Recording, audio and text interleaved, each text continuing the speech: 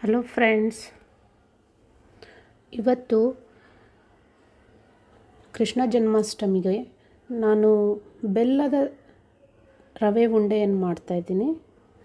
ಅದಕ್ಕೆ 2 ಸೌಟ್ ಆಗುವಷ್ಟು ತುಪ್ಪವನ್ನು ಹಾಕ್ಕೊಳ್ತಾ ಇದ್ದೀನಿ.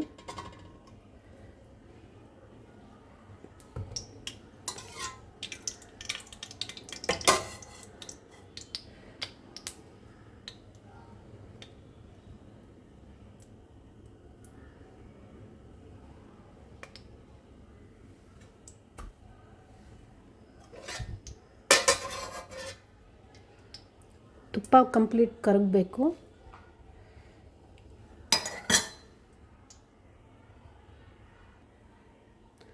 ತುಪ್ಪ ಕಾದಿದೆ. ಅದಕ್ಕೆ ಇವಾಗ ನಾವು ದ್ರಾಕ್ಷಿ, ಗೋಡಂಬಿ ಮತ್ತು ಬಾದಾಮು, ನಿಮಗೆ ಇಷ್ಟವಾಗಿರುವಂಥ ಎಲ್ಲ ಥರದ ಡ್ರೈ ಫ್ರೂಟ್ಸ್ನು ನೀವು ಹಾಕ್ಕೊಂಡು ಸ್ವಲ್ಪ ಘಮ ಬರುವವರೆಗೂ ಹುರ್ಕೋಬೇಕು. ಒಳ್ಳೆ ಘಮ ಬರಬೇಕು.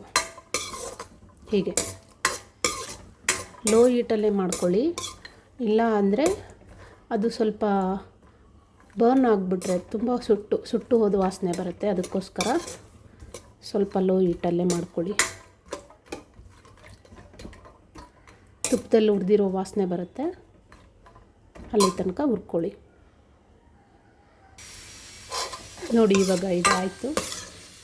ಹೀಗೆ ಆಗಿದೆ ನೋಡಿ, ಸ್ವಲ್ಪ ಕಲರ್ ಚೇಂಜ್ ಆಗಿದೆ.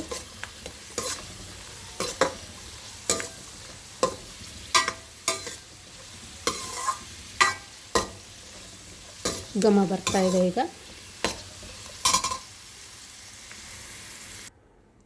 ಹೀಗೆ ಒಂದು ತಟ್ಟೆಗೆ ಸಪ್ರೇಟ್ ತೆಕ್ಕೊಳ್ಳಿ. ಇದೆಲ್ಲ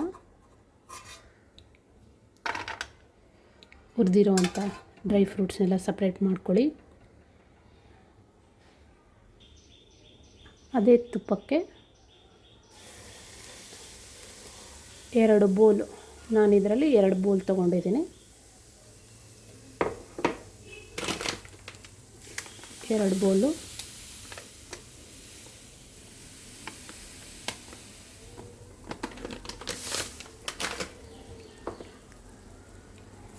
ಹೀಗೆ ಚಿರೋಟಿ ರವೆಯನ್ನು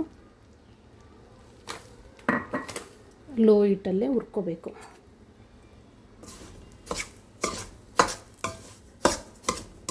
ಈ ಚಿರೋಟಿ ರವೆ ಚೆನ್ನಾಗಿ ಹುರಿದು ಒಂದು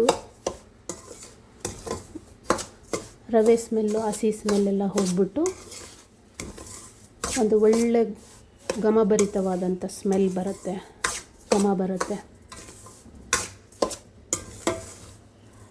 ಚೆನ್ನಾಗಿ ಹುರ್ಕೋಬೇಕು. ಈ ಥರ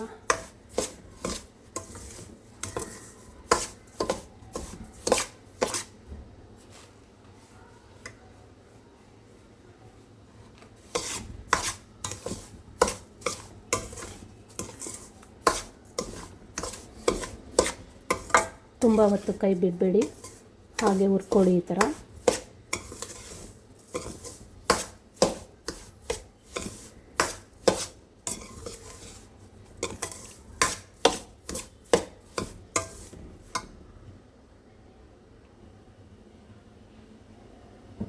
ಮಧ್ಯಮ ಉರಿಯಲ್ಲೇ ಮಾಡ್ಕೊಳ್ಳಿ.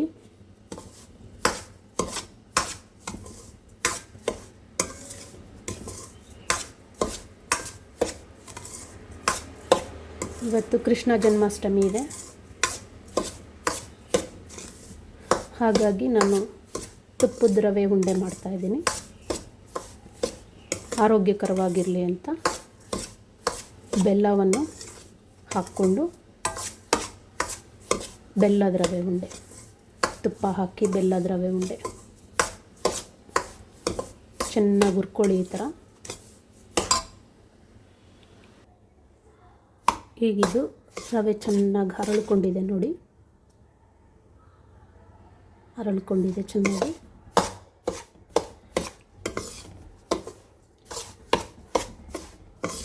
ಒಳ್ಳೆ ತುಪ್ಪದಲ್ಲಿ ಹುರಿದಿರೋ ರವೆ ಸ್ಮೆಲ್ ಬರ್ತಾ ಇದೆ. ಈಗ ಇದಕ್ಕೆ ನೀವು 1 ಕಪ್ಪು, 2 ಕಪ್ ರವೆಗೆ 1 ಕಪ್ಪು ಕೊಬ್ಬರಿ ಹಾಕ್ತಾಯಿದ್ದೀನಿ ನಾನು, ಕೊಬ್ಬರಿ ಪುಡಿ.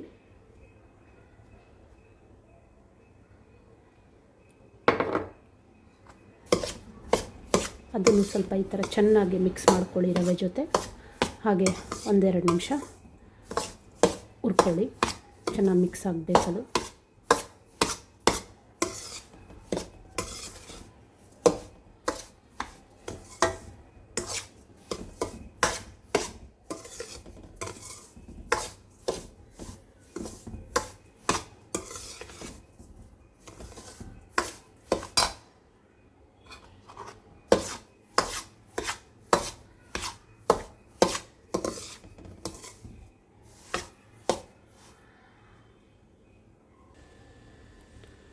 ಇದೀಗ ಒಳ್ಳೆ ಘಮ ಬರ್ತಾ ಇದೆ. ಕೊಬ್ಬರಿ ಮತ್ತು ರವೆ ಎರಡು ಮಿಕ್ಸ್ ಆಗಿರೋವಂಥ ಒಳ್ಳೆ ಘಮ ಬರ್ತಾ ಇದೆ.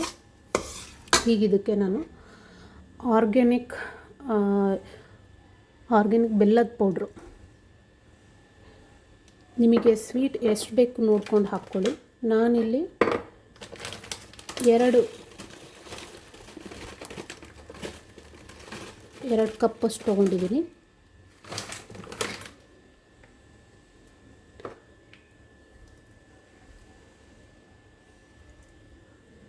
ಎರಡು ಕಪ್ ತೊಗೊಂಡಿದ್ದೀನಿ ಸೇಮ್ ಅಳತೆನಲ್ಲಿ. ನನಗೆ ಇದನ್ನು ಚೆನ್ನಾಗಿ ಮಿಕ್ಸ್ ಮಾಡ್ಕೋತೀನಿ, ಅಂದರೆ ಗಂಟೇನೂ ಇಲ್ದಂಗೆ, ಬೆಲ್ಲದ್ದು ಗಂಟೇನೂ ಇಲ್ದಂಗೆ ಮಾಡ್ಕೊತಾ ಇದ್ದೀನಿ.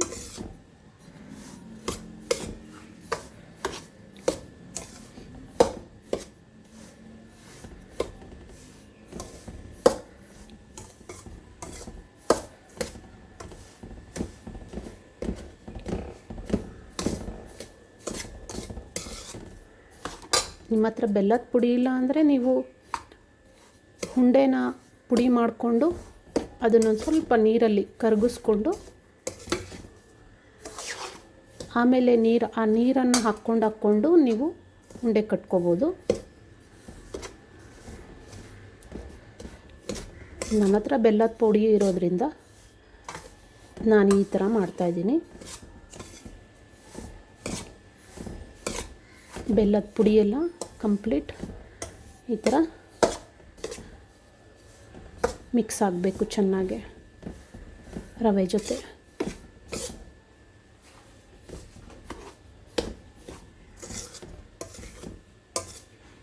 ನಾನು ಲೋ ಹಿಟ್ಟಲ್ಲೇ ಮಾಡ್ತಾಯಿದ್ದೀನಿ.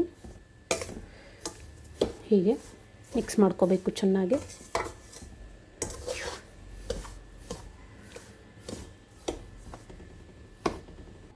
ಈಗ ಚೆನ್ನಾಗಿ ಮಿಕ್ಸ್ ಆಗಿದೆ, ಬೆಲ್ಲ ಹೊಂದ್ಕೊಂಡಿದೆ, ಲಂಪ್ ಏನೂ ಇಲ್ಲ ಅದರಲ್ಲಿ, ಅಂದರೆ ಉಂಡೆ ಏನೂ ಇಲ್ಲ, ಬೆಲ್ಲದ ಉಂಡೆಗಳು. ಈಗ ನಾನೇನು ಮಾಡ್ತೀನಿ ಅಂದರೆ ಇದಕ್ಕೆ ಸ್ವಲ್ಪ ಒಂದು ಅರ್ಧ ಕಪ್ ಹಾಲು, ಅದರಲ್ಲೇ ಅರ್ಧ ಕಪ್ ಹಾಲು ತೊಗೊಂಡು ಇದಕ್ಕೆ ಸ್ವಲ್ಪನೇ ಹಾಕ್ಕೊಂಡು ಈ ಥರ ಸ್ವಲ್ಪನೇ ಹಾಕ್ಕೊಂಡು ಮಿಕ್ಸ್ ಮಾಡ್ಕೊತೀನಿ.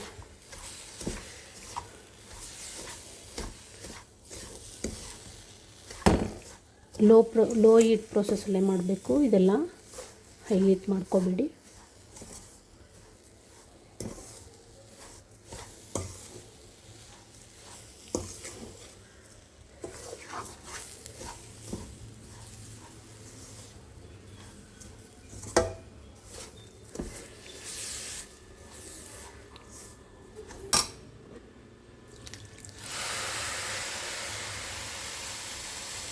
ಅರ್ಧ ಕಪ್ ಹಾಲು ಹಾಕ್ಕೊಂಡಿದ್ದೀನಿ.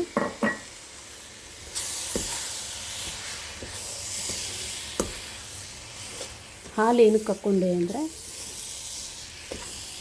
ರವೆನಲ್ಲಿ ಸ್ವಲ್ಪ ತೇವಾಂಶ ಇದ್ದರೆ ಉಂಡೆ ಚೆನ್ನಾಗಿ ಬರುತ್ತೆ, ಇನ್ನೊಂದು ಸಾಫ್ಟ್ ಬರುತ್ತೆ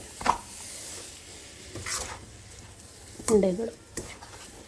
ನೋಡಿ ಈಗ ಒಣಗಿರೋ ಥರ ಇತ್ತು ರವೆ, ಬಟ್ ಈಗ ಎಲ್ಲ ಹೊಂದಾಣಿಕೆ ಆಯಿತು. ರವೆ, ಕೊಬ್ಬರಿ, ಬೆಲ್ಲ ಎಲ್ಲ ಹೊಂದಾಣಿಕೆ ಆಯಿತು. ನಿಮ್ಮ ಹತ್ರ ಬೆಲ್ಲದ ಉಂಡೆ ಇತ್ತು ಅಂತಂದರೆ ನೀವು ಬೆಲ್ಲದ ಪಾಕ ಮಾಡಿಕೊಂಡು ಆಮೇಲೆ ರವೆ ಕಟ್ಕೊಳ್ಳಿ. ನಾನಿಲ್ಲಿ ಪೌಡ್ರ್ ಹಾಕಿರೋದ್ರಿಂದ ನೋಡಿ ಬಂತು, ನೋಡಿ ಒಳ್ಳೆ ಉಂಡೆ ಅದಕ್ಕೆ ಬಂತು.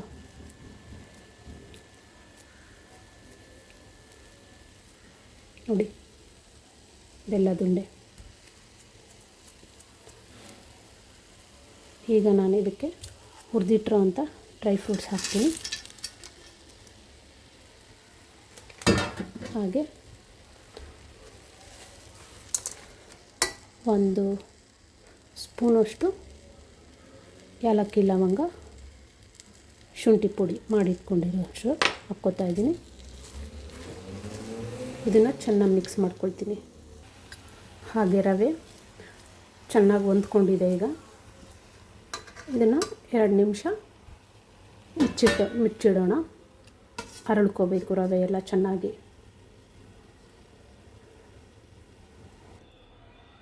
ಸ್ಟವ್ ಆಫ್ ಮಾಡಿ ಬಿಟ್ಟಿದ್ವಿ 2 ನಿಮಿಷ. ನೋಡಿ ಚೆನ್ನಾಗಿ ಬಂದಿದೆ. ಈಗ ಕೈಗೊಂಚೂರು ತುಪ್ಪ ಹಚ್ಕೊಂಡು ಈ ಥರ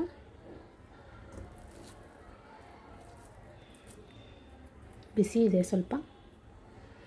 ನೀವು ಬೇಕಂದರೆ ಬೆಲ್ಲ ಕಡಿಮೆ ಹಾಕ್ಕೋಬೋದು.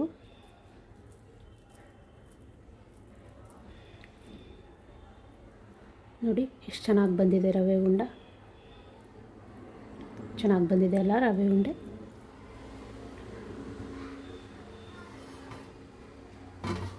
ಈ ಥರ ಕಟ್ಕೊಳ್ಳಿ. ಸ್ವಲ್ಪನೇ ತಗೊಂಡು ಈ ಥರ ರವೆ ಉಂಡೆ ಕಟ್ಕೋಬೋದು ನೀವು.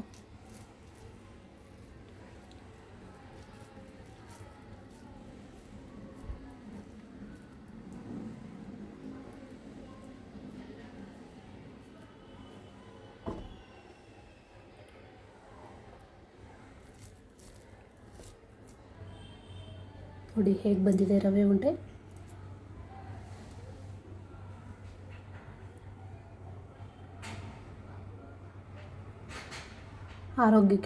ಆರೋಗ್ಯಕರವಾದಂಥ ಬೆಲ್ಲದ ರವೆ ಉಂಡೆ